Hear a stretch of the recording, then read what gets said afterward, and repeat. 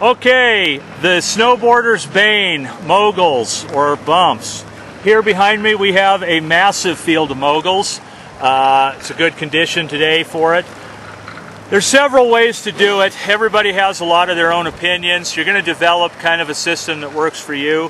One of the things that I find is the best approach to dealing with these bumps is you don't ride over the top of them necessarily, and you don't necessarily always ride in the trough. I kind of traverse around the low side of the bump, and you're going to start employing what I call a pivot turn, whereas you go, and the other thing that's really important too is really pick your line. Be looking 2 or 3 bumps ahead and kind of target a good spot to make a turn. And you're going to have to be using a lot of flexion and extension. Independent flexion extension. So as you're riding across the bumps, the front leg, you're going to have to allow it to flex to allow the nose of the board to rise up over while the back leg extends, and then as you go over the bump, the front leg's extending while the back leg is flexing.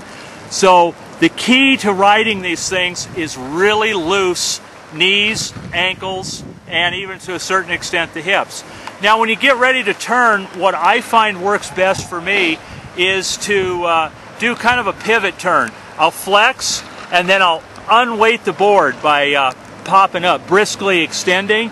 That unweights the board, and then I'll throw a little shoulder pivot in there to kind of whip that board around. And I tend to like to do this on the high side of a mogul that's just below me there. These things take a lot of practice to get to where you can do it. They're frustrating. But I highly encourage any rider to go ahead and start practicing this, because you hate to have one thing on the mountain that you just can't do.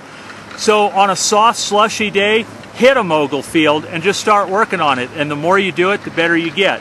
So with that, I'm going to kind of demonstrate how I do this. We've got a skier coming up here, so I'm going to let him go by. Okay, here we go. I'm going to try to get this done right.